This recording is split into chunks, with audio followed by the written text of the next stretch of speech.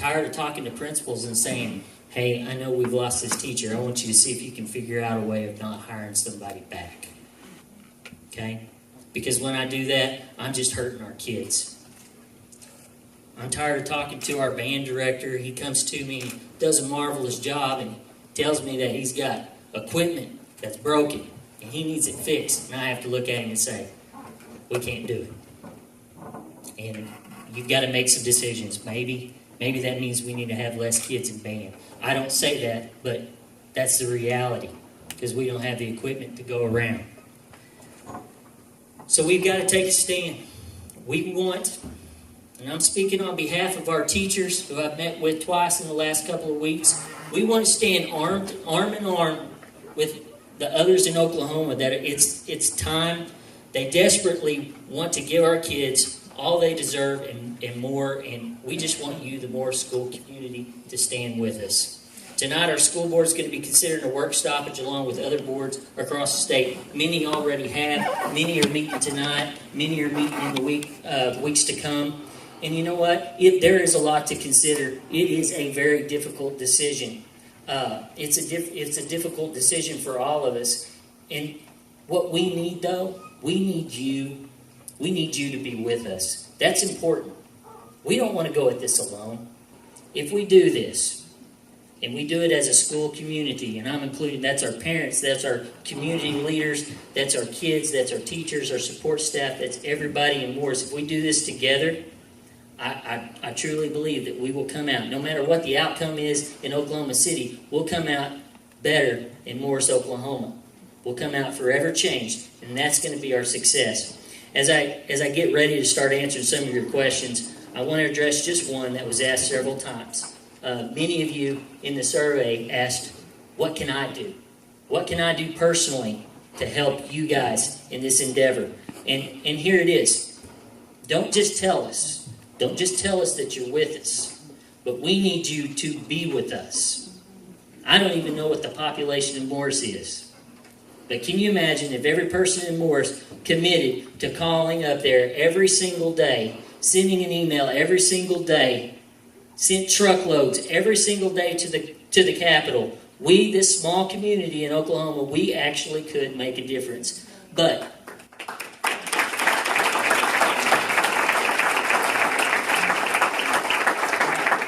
if we, as an Oklahoma school community, if we want to and if we band together, I promise we can make a huge difference. And we need to let them know that if they don't take care of this now, then we're going to take care of it later. And we're going to start replacing every one of them up there with people who are going to do what is right.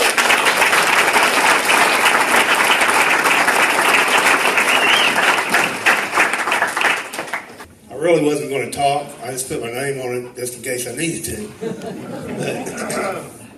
But, one thing, as everybody was talking a while ago, I was thinking, and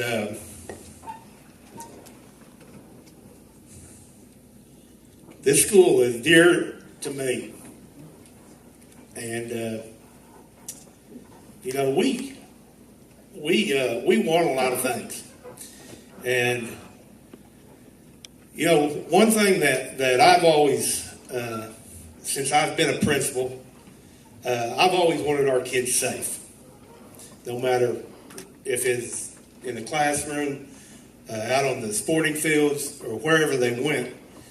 You know, I always wanted our kids to feel like they could go anywhere they wanted to, not have to worry about it. And guys, it's hard to provide that right now with our budget. We can't provide that to the max like we should. You know, we have a lot of ideas. I mean, we would love to do a lot of things, but there's no way. And I think if we could get our legislators to you know, give us some of those funds that we could do those type of things, you could make sure that your kids are going to be even safer. You know, and I'm not going to go through all the things that we could do, but there's a lot that we've talked about, and it would make your kids safe every minute of the day. So.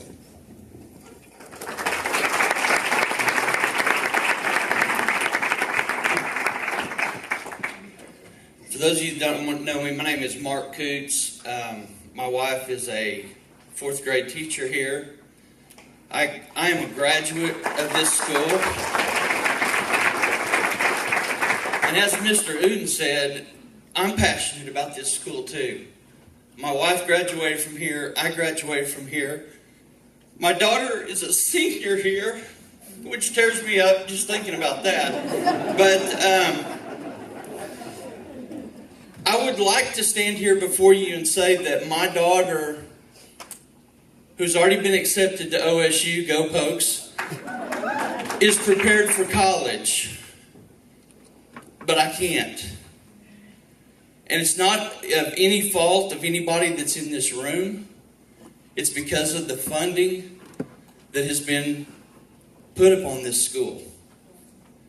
As Dr. Karch was talking about with the AP classes, not being able to provide those, not having chemistry, not having physiology and anatomy, not having those science courses. I would like to say that she's prepared, but I don't feel like she is. And that scares me. But also, I'm going to use an analogy that a high school senior at Broken Arrow used last night at their board meeting. It's kind of like two bulls that are fighting in a pasture. And I know many of you have seen bulls fighting in a pasture. They'll fight and they'll fight and they'll fight, and the only thing that gets accomplished is the ground gets tore up. The grass gets trampled down. The ground is tore up. The bulls quit fighting. One will win this time, one will win the next time. Well, our school is the ground. And the bulls are up in Oklahoma City. And it's time for us to support our teachers, to support our staff, most importantly, to support our students. We become the bullwhip, and we crack it, and we get their attention.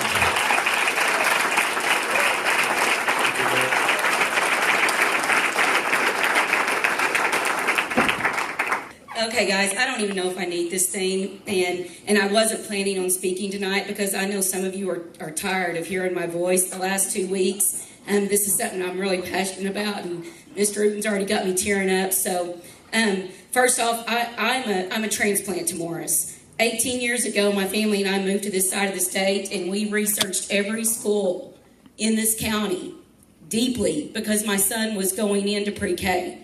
We moved the summer before he started pre-K. His education was very important to us, along with his sister, who was 2 at the time. And we chose Morris because they were the best, and we still are the best. So while I didn't grow up here, I'm so invested in this community because I raised 2 Morris Eagles, 2 proud Morris Eagle graduates, and we chose this. We chose this place as our home. So just in saying that, the next thing real quick, and I'm going to talk as fast as I can, I owe my fellow teachers such an apology. And when I say teachers, you're going to have to understand that means every employee of this school. When I say teachers, I mean our cafeteria workers, I mean our paras, I mean our custodians. I mean, if you've got a job at this school, you are a teacher because you teach some child something every single day. So when I say teachers, I mean every one of you. Every one of you. I thought I was somewhat of an expert on Morris Public Schools because I love this place. I love this place. In the last 2 weeks, I have learned so much I didn't know about the sacrifices and the things that we've lost and the things that our teachers have done to help my children get through school and to help every other child get through school. So I owe my fellow teachers from pre-K all the way up, every person, an apology for that. Because while we say our parents didn't know those effects, I worked alongside you and didn't know some of those cuts because you hid them so well because we wanted our children to be as successful as they could. I've got a book. 2 weeks ago, tomorrow, I saw this storm coming in Oklahoma, and I spent the whole weekend researching and getting every bit of information I could. I talked to legislators. I talked to teachers across the state. I talked to West Virginia teachers. I talked to anybody that would listen to me and communicate back with me to find out what was going on. I'll visit with any of you about that. I don't want to waste my probably 2 minutes left, a minute left, whatever I have left on that. I've got all that down. Just the horrifying facts of what they are doing to public education. It is in danger. It is not going to exist. This is not them cutting to save money. This is not the state cutting education to save money. This is them being through with public education. We do not matter anymore, and they're going to continue to cut until we cannot open the doors. It's coming. And in gathering the information, I'm finishing up, I promise, and school board members, you can not pay attention to me for a minute because I've already told y'all this. And I see some little ones in the crowd, and I want you guys to know what I'm about to say. You're at Morris, and I don't want you to ever be scared to come to school, but I'm going to talk about a couple of things that we see on the news happening all the time outside of us. But I don't want anyone, any of our little eagles here to leave here and be upset about what I'm about to say. But in gathering information from all the vital stakeholders in this, I went to my students, finally. They had questions. They had questions I couldn't answer. So this is what I told them, and I want to share this with you tonight because it's not about my paycheck. Don't let the news media lie to you. Do not fall for that. That's all they want to say when they get on there. You turn on the news and it's teachers asking for more money. No, we're not. We're not. So I want to share with you what I shared with my students. Hopefully that they would know this about me, and we've been in a couple of these situations before with the cheerleaders, where we face danger. But I asked them, I said, guys, if there was a tornado coming through right now and we had to go over the safe room, who would be the last one in that door? I see some of my students in the chairs out in front of me tonight. I see some of your faces. And they looked at me and they said, you would, Miss Hill. And I said, that's right. Would I run out this door? Would I run out this back door right here and run over the safe room and leave y'all to fend for yourselves? No, you're right. I made that resolution a long time ago. My place is to be the last one in after the kids are safe. All right, guys, what if there's an active shooter coming down that hall right now? We practice all these drills all the time. There's a shooter coming down that hall. Am I going to run out that door for safety? I could. There's a door right there that goes to the outside. Am I going to run out to safety and leave you guys? Honestly, tell me what you think. And they all said, no, Miss Hill, I don't think you would. And I said, you're right. Because a long time ago, I made that resolution. Whatever happens, I could not live with myself if I did not put myself between you and that danger. So I need you guys to really think about who your teachers are. Who did you all hire? Who do you all trust with your children every day? You trust them with me, with all of the teachers of Morris Public Schools, to be the last one in the building, to be the one that gets between them and a bullet. And we would do it. I can promise you every one of us would do it. So why do you think I would walk out of that classroom and leave them sitting there alone if it was not for them? If they were not in danger, if their education was not in danger. So I know I'm out of time, so I just want to say this.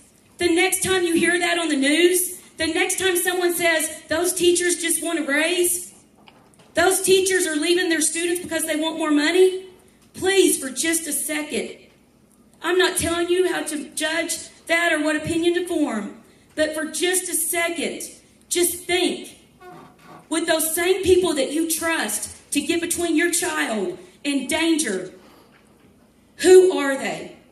And I can promise you, there's one reason, and one reason alone, that any teacher across this state would leave their classroom and not have school, because we love school, it's what we do. There's one reason, and it's those students.